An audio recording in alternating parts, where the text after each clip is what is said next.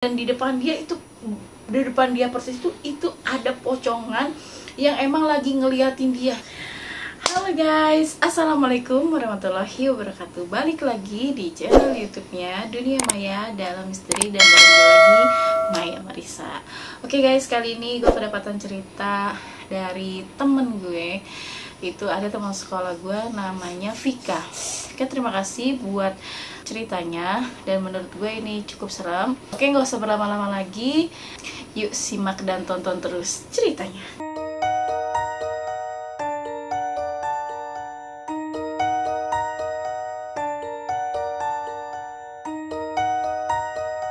Guys, cerita ini diambil tahun 2016. Berarti sudah beberapa tahun yang lalu ya guys, dimana si Vika ini pernah sewa apartemen di daerah Jakarta Selatan. Dan tepatnya tuh benar-benar lokasinya tuh strategis banget, kata dia bilang. Pokoknya itu lokasinya benar-benar yang real estate banget, strategis banget, dan nggak jauh dari pusat keramaian lah. Dan nggak mungkin juga ya yang namanya apartemen bagus, apartemen keren itu kayak menyimpan banyak misteri. Jadi pada saat itu kejadiannya tuh di malam hari guys, dimana si Vika ini katanya pulang dari kerja. Dia capek banget nih guys, datang ke apartemennya, dia mau istirahat karena besoknya katanya dia harus ada meeting pagi-paginya itu. Pas dia sampai di apartemen itu, awalnya sih dia bilang nggak pernah yang namanya dia tuh ngerasain hal-hal janggal, karena dia nyewa apartemen itu tuh udah cukup lama ya, belum hitungan tahun, hitungan bulan, tapi menurut dia tuh kayak nggak pernah ada sebelumnya tuh, nggak pernah ada kejanggalan-kejanggalan yang mistis atau misterius gitu. Tapi lain hal di hari itu, karena memang katanya pada hari itu tuh cuacanya tuh kayak abis hujan, gerimis-gerimis, udah gitu juga katanya si Vika nih hawanya tuh yang nggak tahu kenapa tuh bikin bulu kuduk merinding. Jadi kayak pernah gak sih kalian ngerasa kayak emang semuanya tuh misal lampu nyala gitu, tapi entah kenapa tuh kalian tuh merinding gitu, kalian tuh kayak iseng. Pernah kan pastinya, gue juga sering banget tuh kayak gitu. Nah si Vika ini guys itu ngerasain hal yang sama itu. Nah pas dia tidur itu, pertama dia dengar suara di kamar mandi, itu suara keran air itu nyala sendiri. Pada saat itu si Vika mikirnya konslet. Dia larilah ke kamar mandi di jalan, terus dia matiin keran di kamar mandi itu. Pas dia balik lagi ke tempat tidur, dia kayak ngeliat sekelebatan, tapi tuh sekelebatannya tuh bukan kayak set gitu loh. Jadi kayak sekelebatannya kayak ada 2 kali loncatan, tep tep tep gitu di arah jendela. Yang dimana apartemennya si Vika ini ada di lantai 15 guys. Jadi kebayang ya kalau misalnya kabur dari lantai 15 ke lantai 1 itu bener-bener jauh. Kalaupun naik lift juga pasti memakan banyak waktu gitu kan guys. Nah si Vika awalnya ngerasa kayak, ayo udahlah gue capek, udah diemin aja gitu kan. Ya udah singkat cerita dia tidurlah, bangun pagi-pagi tuh nggak ada masalah apa-apa. Sampai keesokan harinya, setelah dia udah selesai bekerja lagi, dia pulang lagi ke apartemennya, dia mendapati apartemennya dia itu berantakan guys. Yang dimana berantakannya ini benar-benar kayak nggak masuk di akal gitu.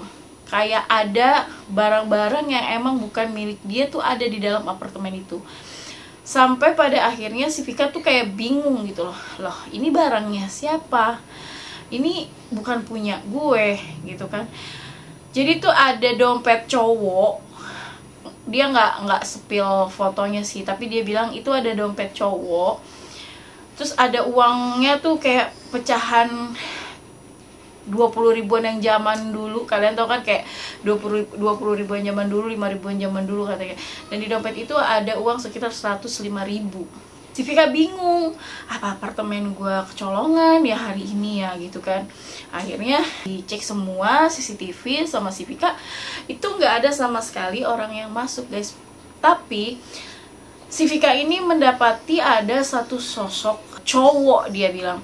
Jadi tiba-tiba pada saat si CCTV ini menangkap gambar, itu keadaan apartemennya tiba-tiba lampunya mati. Tapi si Vika ini kan orangnya tipe yang nggak pernah nutup hording jendela ya. Lanjut ke CCTV ya guys. Nah di CCTV-nya itu pada saat mati lampu, si Vika ini ngelihat ada sosok cowok duduk di depan kasurnya dia. Tapi cowoknya ini dia nggak tahu, dia nggak kenal siapa. Jadi dia cuma ngelihat bayangan hitam aja gitu. Tapi sosoknya sih cowok, karena menurut dia postur tubuhnya itu kasar, lakukannya tuh kasar. Diperhatiin terus sama dia, tiba-tiba si sosok cowok ini kayak pelan-pelan merubah wujudnya dia menjadi sosok pocong guys. Jadi sosok pocongan itu duduk di ujung kasurnya si Vika. Dan itu si Vika langsung kaget banget, langsung matiin handphonenya, karena kan dia pakai CCTV yang terhubung ke handphone kan. Dia langsung matiin handphonenya, dia langsung kayak kaget, shock, benar-benar shock. Kok bisa ya ada pocong di apartemen kamarnya dia gitu. Karena sebelum-sebelumnya pas dia sewa yang nggak ada apa-apa gitu, fine-fine aja gitu loh. Akhirnya setelah itu Vika cerita nih sama orang tuanya. Terus orang tuanya bilang katanya baca doa, perpanjang sholat katanya gitu kan, kata orang tuanya nih. Insya Allah nggak terjadi apa-apa gitu. Karena ini nasihatnya orang tuanya tuh sangat amat bagus sih sebenarnya gitu kan, kayak buat menjaga keimanan agar tetap tegar gitu, agar tetap kuat gitu loh. Terus karena ya udah si Vika nggak ada alternatif lain selain sholat sama ngaji gitu kan, tekunin ngaji sholat gitu. Nah udah tuh dia ngejalanin itu semua, alhamdulillah 2-3 hari nggak terjadi apa-apa nih. Berarti kata dia kan, oh ya berarti gue harus banyak-banyak beribadah nih gitu. Karena menurut dia pada saat dia lemah beribadah, itu tuh kejadian itu tuh terulang, ada lagi gitu. Tapi pada saat dia mantepin lagi ibadahnya, dia mantepin lagi ngajinya, itu kata dia tuh perlahan mulai memudar, bahkan nggak ada sama sekali rasa iseng, rasa ketakutan dalam diri tuh nggak ada sama sekali gitu. Akhirnya ya udah nih, ya namanya manusia, imannya kan kadang naik turun ya guys. Nah si Vika juga kan manusia, dia bukan robot ya kan. Udah gitu gue tahu banget dia orangnya kayak gimana gitu kan. Ya paling bener seminggu 2 minggu lah ibarat katanya. Dan bener aja guys, di saat si Vika ini imannya dia turun lagi, di situ kejadian demi kejadian mulai ada lagi, mulai dia alami lagi. Yang dimana pada saat itu dia ngerasa dia rep-repan guys. Kalian ngerasa, pernah kan ya ngerasa yang namanya rep-repan? Kita keadaan sadar tapi kita tuh nggak bisa teriak gitu loh. Semakin kita untuk memberontak semakin kenceng gitu loh. Si rep-repnya ini memeluk kita gitu loh, mengikat kita gitu loh.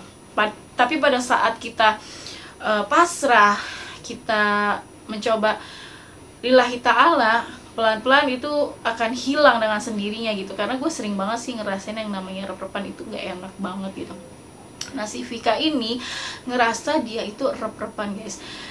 Yang dimana di rep-repan itu dia gak ngerasa dia tuh ada mimpi. Yang dimana dia ngeliat ada cowok tiba-tiba yang katanya dibunuh, terus udah gitu mayatnya ditaruh di kolong kasur sampai membusuk, sampai keluar cairan mayat.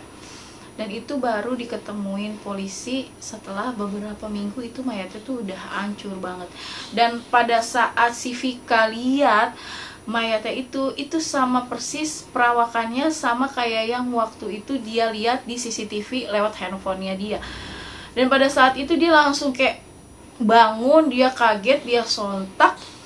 Pada saat dia bangun, dia kaget, dia sontak, dan di depan dia persis itu ada pocongan yang emang lagi ngeliatin dia. Jadi kayak lu ngebayangin gak sih, lu sadar dari rep-repan lu langsung bangun, lu duduk, tiba-tiba di depan ada pocongan yang emang mukanya serem banget. Pada saat itu kata dia bilang dia itu pingsan, dia nggak sadarin diri dan sadar-sadar besok pagi.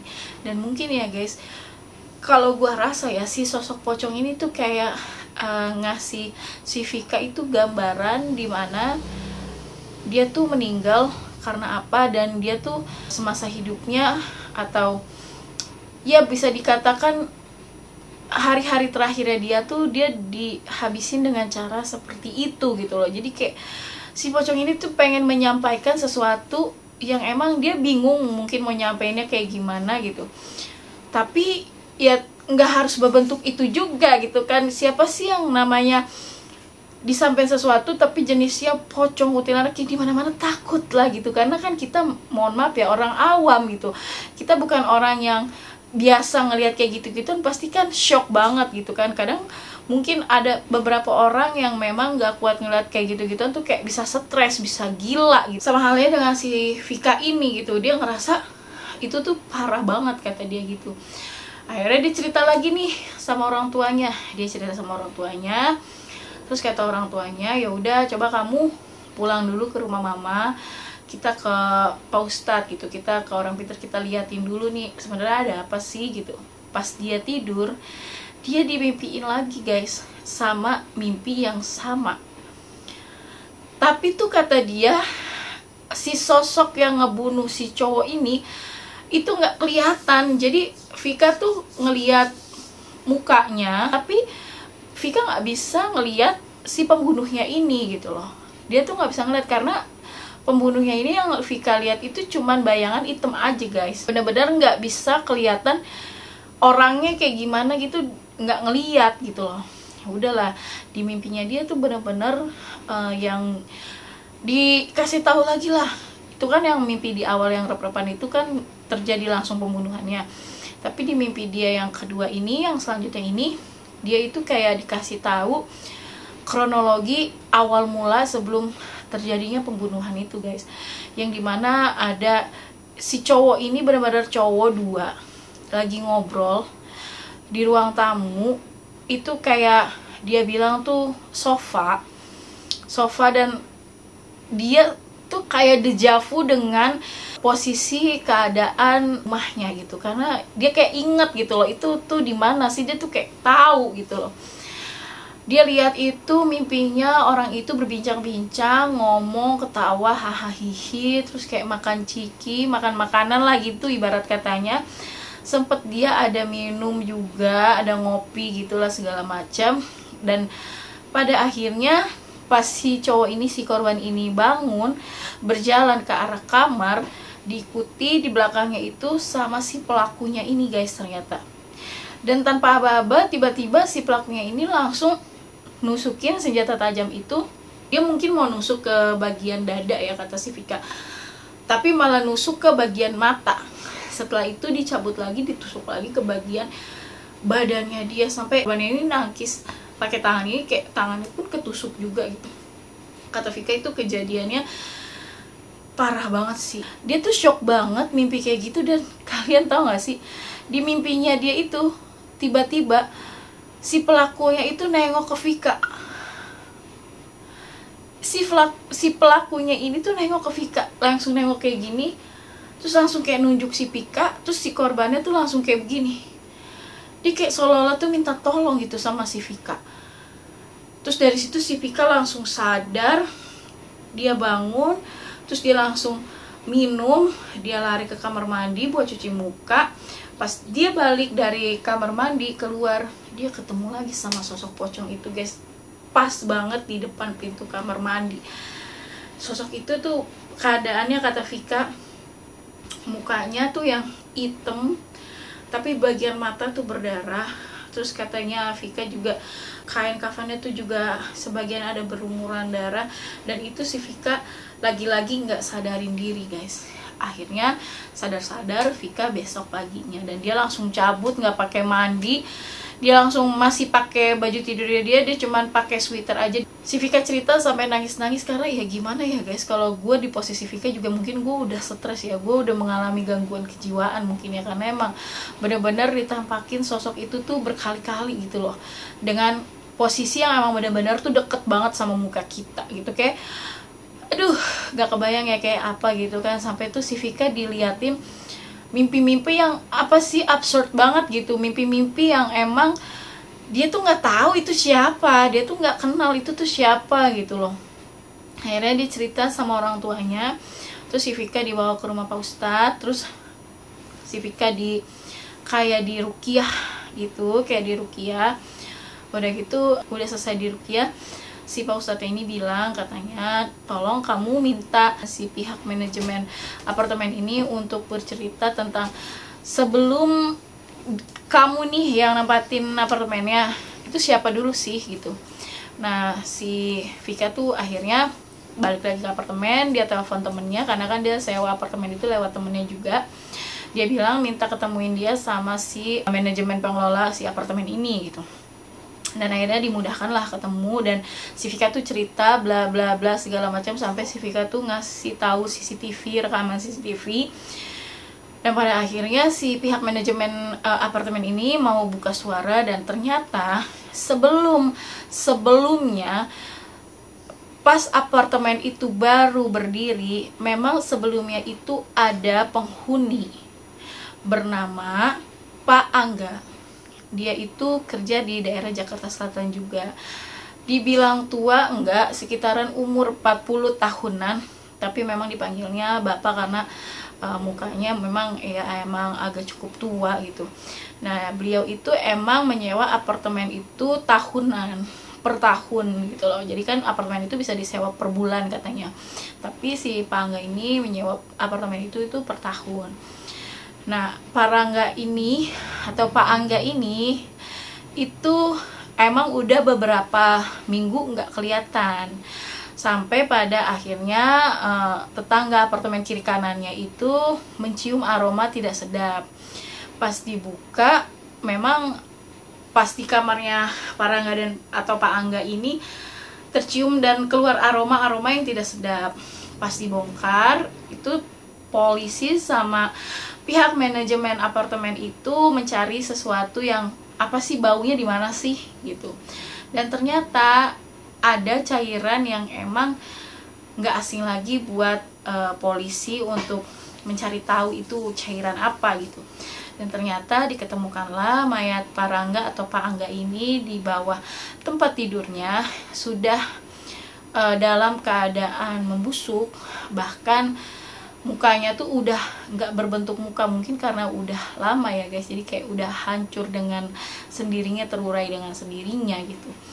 Dan dari situ apartemen yang Pak Rangga atau Pak Angga sewa ini itu mati selama beberapa tahun, dia bilang nggak ada yang sewa, sampai akhirnya dirombak lagi untuk barang-barang furniturnya semuanya diganti lagi. Itu ada yang masuk tapi cuma hitungan minggu gitu, nggak ada hitungan bulan gitu. Nah sampai terakhir ini si Vika yang nyewa apartemen itu, dan cukup lumayan lama, hitungan berbulan-bulan. Nah sampai akhirnya si Vika ini dikasih tahu lah kalau dulunya memang ada korban pembunuhan di apartemen itu. Dan konon katanya guys, pelaku pembunuhan dari si Pak Angga atau Pak Rangga ini sampai detik ini tidak diketemukan siapa pelakunya. Dan yang pasti pelakunya ini masih buron guys. Ya ampun, kasian banget ya. Aduh, gue cerita kayak gitu tuh kayak benar-benar merinding, kayak percaya nggak percaya. Tapi emang ya gue percaya sih kalau kayak gitu tuh pasti ada.